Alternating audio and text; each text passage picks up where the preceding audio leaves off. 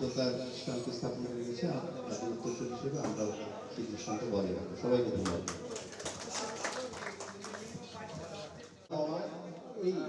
এছাড়া কিছু না, এটা তো আমাদের একটা ট্র্যাডিশন যে আমরা রোজার সময় একবার একটা ইফতারে আমরা একটা গেট টুগেদার। তো মাঝে থেকে আসে আমার সকল ভাই হয়তো আপনার ডায়াগনোজ ছোট নাকি এবং উদ্যোগ করার জন্য বেঁচে দুজন ছিল ফোন দিলাম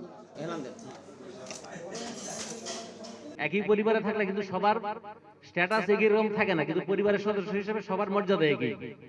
এই যে আমাদের বন্ধু সামি, এত ব্যস্ত মানুষ, সে বলছে বন্ধু আমি সহ আরো কয়েকজন একসাথে আসবো ডাক্তার, আমাদের তো ব্যস্ততা থাকে।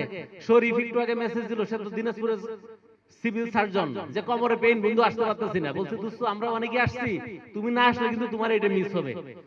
এখন থেকে শরীফ এসে হাজির। হ্যাঁ, শরীফকে অসংখ্য ধন্যবাদ যে তুমি যে বন্ধুত্বের ফিলিংসটা করলা। এই যে আমার বন্ধু রুবেল, সে উত্তরায় ছিল অন্য প্রোগ্রাম, সে এটা রেখে চলে আসছে।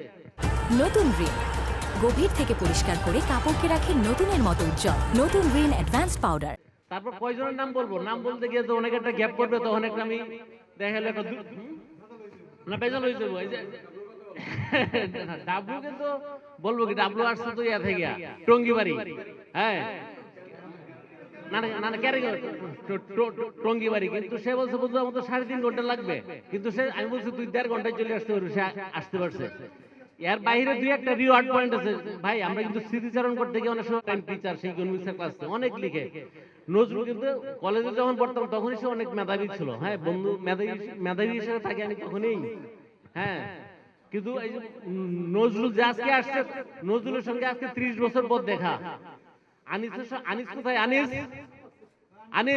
আনিস থাকে ভাই নেদারল্যান্ড। আনিসের সঙ্গে দেখা হয়েছে 24 বছর পর। মৌসুমের সাথে আমরা থাকতাম খুব কাছাকাছি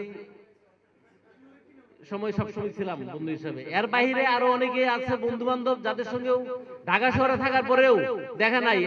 এই যে বন্ধুর সাথে 30 বছর পর দেখা। তা আমরা যে আমাদের বন্ধুদের মধ্যে ওই ফিলিংসটা আছে, আমরা যে একসাথে হইতে পারি, আমরা যেন এটা ভবিষ্যতে এটাকে আরো সমৃদ্ধ করতে পারি।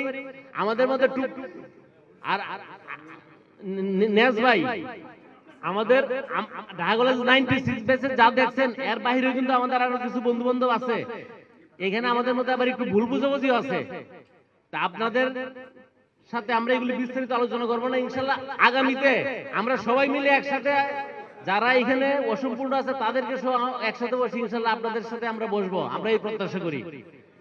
আর আপনাদেরকে আমরা যখন ডাকি আপনারা আমাদের ডাকে সাড়া দিবেন এই প্রত্যাশা করি। বাবা হচ্ছে 65 ব্যাচের ঢাকা কলেজের। দেখা যায় যে মানে যে ব্যাচে আগে বাংলাদেশ ব্যাংকের গভর্নর সালিউদ্দিন আহমেদ, মির্জা ফখরুল ইসলাম আলমগীর স্যার ওই ব্যাচের, তো ওনাদের কিন্তু এখনো এই পুনর্মিলনী হয়। তবে সেদিন একটু মন খারাপ হলো, আব্বা বললো যে তাদের লাস্ট পুনর্মিলনীটা হবে এই সবসময় ফিক্সড ডেট থাকতো 25শে ডিসেম্বর, যেহেতু একটা ছুটির দিন। আমি বললাম কেন শেষ? বলে দেখো অনেকেই তো মারা গেছে, অনেকেরই আর শারীরিক সক্ষমতা নাই, তাই আমরা ঠিক করছি এটাই হবে আমাদের শেষ পুনর্মিলনী অফিসিয়ালি।